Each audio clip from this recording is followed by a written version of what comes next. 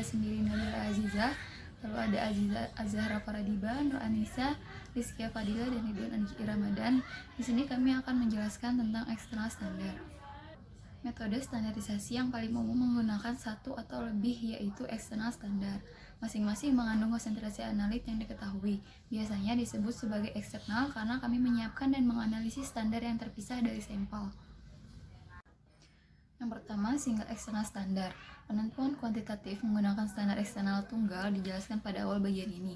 Dengan KA diberikan pada persamaan 5.5 setelah menentukan nilai KA, konsentrasi analit dihitung menggunakan persamaan 5.6. Contoh, metode spektrofotometri untuk analisis kuantitatif Pb2+ dalam darah menghasilkan SSTD 0,474 untuk standar tunggal. Konsentrasi timbalnya 1,75 ppb.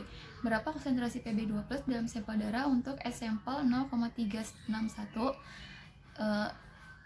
Jawabannya pada persamaan 5.5 memungkinkan kita untuk menghitung nilai KA untuk metode ini menggunakan data untuk standar.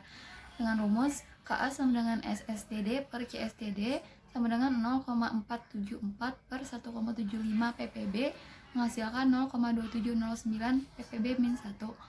Setelah ditentukan nilai KA, maka konsentrasi Pp2+ dalam sampel darah dihitung menggunakan persamaan 5.6, yaitu CA sama dengan S sampel per KA sama dengan 0,361 per 0,2709 ppb-1 menghasilkan 1,33 ppb.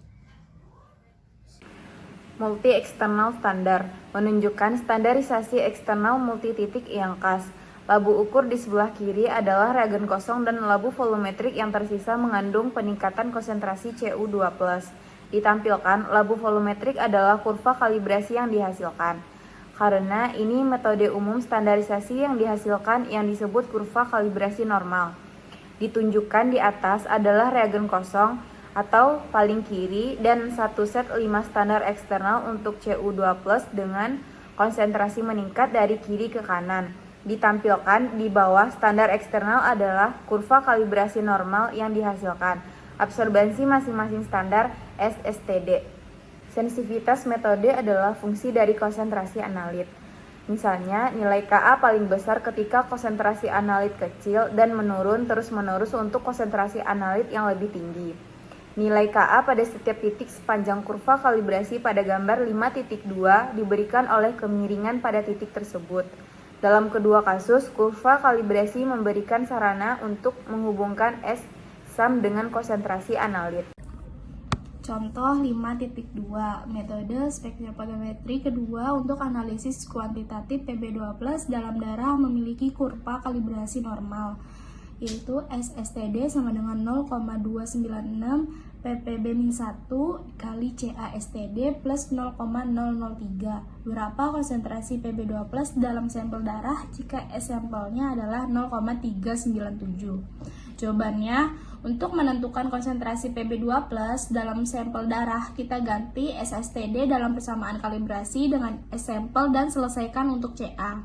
CA sama dengan S sampel dikurang 0,003 dibagi 0,296 ppb-1 sama dengan 0,397 dikurang 0,003 dibagi 0,296 ppb-1 sama dengan 1,33 ppb. Persamaan kalibrasi dalam masalah ini mencakup istilah tambahan yang tidak muncul dalam persamaan 5.6. Idealnya, jika mengharapkan kurva kalibrasi memiliki sinyal 0 ketika CA adalah 0. Ini adalah tujuan menggunakan blanko reagen untuk mengoreksi sinyal yang diukur. Penambahan plus 0,003 dalam persamaan kalibrasi kami dihasilkan dari ketidakpastian dalam mengukur sinyal untuk blanko reagen dan standarnya. Standarisasi eksternal memungkinkan untuk menganalisis serangkaian sampel menggunakan kurva kalibrasi tunggal. Ini adalah keuntungan penting ketika memiliki banyak sampel untuk dianalisis. Tidak mengherankan, banyak paling umum metode analisis kuantitatif menggunakan standarisasi eksternal.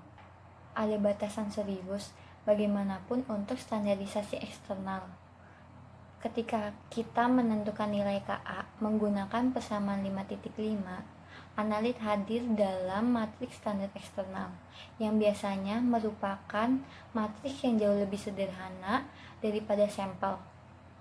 Saat menggunakan standarisasi eksternal, kami asumsikan bahwa matriks tidak mempengaruhi nilai KA.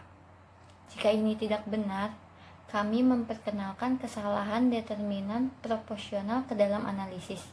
Misalnya, di mana kami menunjukkan kurva kalibrasi untuk analit dalam matriks sampel dan matriks standar.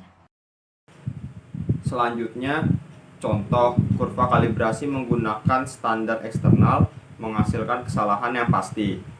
Jika kita berharap bahwa efek matriks penting, maka kita mencoba untuk mencocokkan matriks standar dengan sampel. Ini dikenal sebagai pencocokan matriks. Jika kita tidak yakin dengan matriks sampel, maka kita harus menunjukkan bahwa efek matriks dapat diabaikan atau gunakan metode standarisasi alternatif.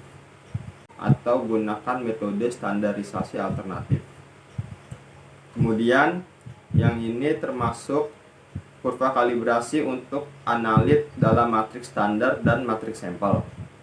Jika matriks mempengaruhi nilai KA seperti yang terjadi di sini, maka kami memperkenalkan kesalahan tertentu ke dalam analisis jika menggunakan kurva kalibrasi normal.